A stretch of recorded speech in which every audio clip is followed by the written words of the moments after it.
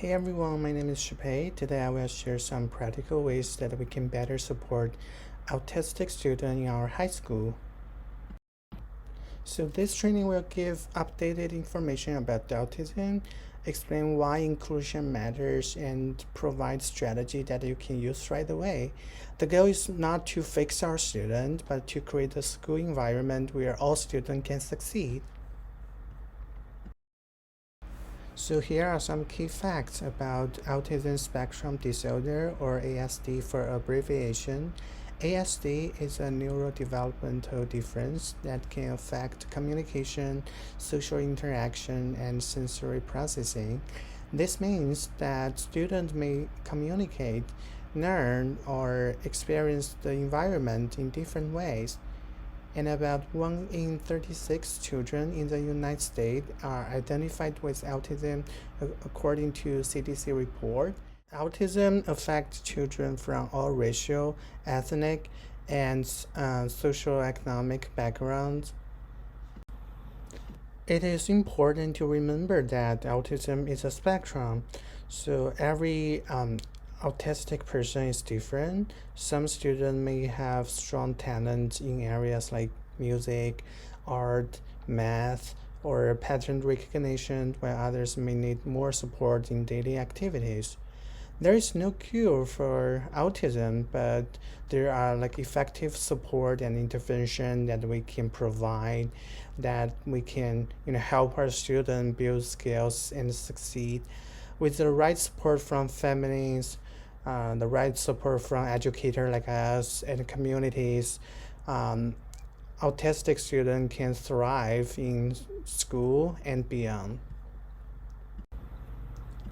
Why this matters in high school? Because high school is a major transitioning time for students. They are expected to manage independence, social pressure, and future planning. And a lot of research shows us that autistic students may experience higher rate of bullying and anxiety during their high school time.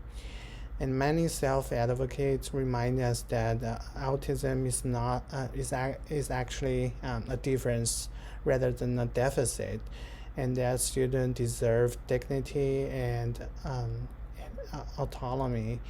So when school focus on inclusion instead of compliance, these students are more likely, to be confident and better prepared for their adulthood.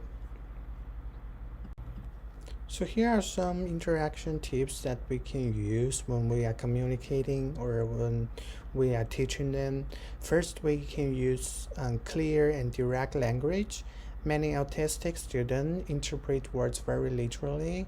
So if we say something like, "Oh, you may want to get started," the student may not understand that it is actually a direction.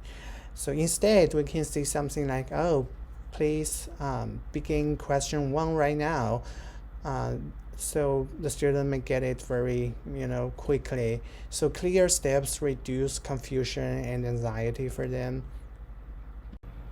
Second, we can allow more processing time for them, because some students need extra second to understand a question, and maybe a few more minutes to organize their response and thoughts, right? So after asking a question, we can like pause and then just wait for a few more minutes. Try not to repeat the question too quickly or answer it for them. That short pause can actually, sometimes make a really big difference in participation and can help them to build their confidence. Third, we have to respect communication differences. So a student may not make any make any eye contact at all, may speak in a flat tone, or may prefer like written communication. So these differences do not mean that they are being rude or disengaged. Instead of saying like something like, "Look at me when I'm talking," maybe we should focus more on whether the student understands the content or not, right? Fourth, we can support self-advocacy for them. So, for example, we can encourage students to express what helps them to learn best. For example, you may ask, would you rather work independently or with a partner? Or you can ask them, do you need a quiet space to finish this task? By giving them the structured choices, we can help them to build independence and prepare them for college and workspace. Here are some environmental tips that we can keep in mind when we are trying to help them. First, we can provide some visual support. Many autistic students benefit from seeing information, not just hearing it. Posting the daily agenda on the board can help students know what to expect for that day. And for longer assignment, we can provide a checklist with a clear steps and due dates for them. We can break large projects into smaller parts, which can help them feel more manageable and more confident for that assignment. Second, we can create predictable routines. High school can feel overwhelming because schedule and expectation change often. Try to keep classroom routines consistent. For example, we can always start our class with a warm-up activity and review the agenda. Before transitions, we can give a short warnings like, oh, we will switch activities in 2 minutes. This can help students prepare mentally and reduce their anxieties. Third, we can consider some sensory needs. High school can be too loud, too bright, and too crowded for some students, and then they may feel overwhelmed by noise, by the lights, by some strong smells. So, offering some access to noise canceling headphones, allowing flexible settings, or providing a quiet space for testing sometimes can help students stay regulated and help them to get ready to learn. Lastly, we can allow some flexible ways to demonstrate their learning, following the universal design for learning principles. Instead of requiring every student to give a live presentation, we can offer options like recording a video and then creating a slideshow or submitting a written report. This can reduce unnecessary stress while also help them to learn, and still can help us to evaluate their understanding. Here are some resources that we can use. The first one is CDC autism information.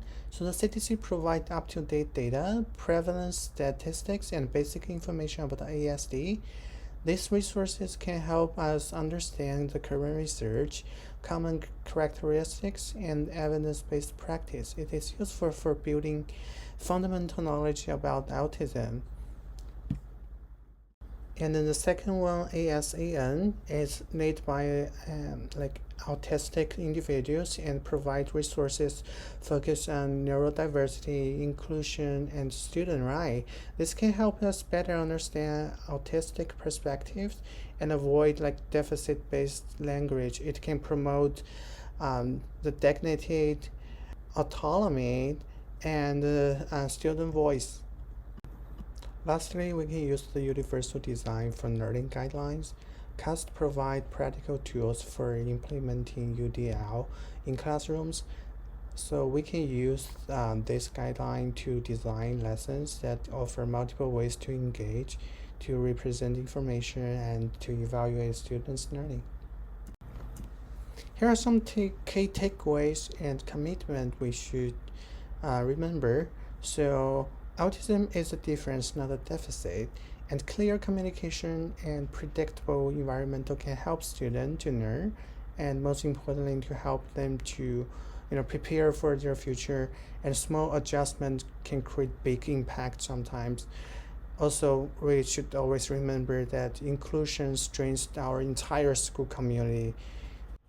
And this is the last page, which listed all the resources that I used for my presentation. Thank you for your listening and wish you have a good day.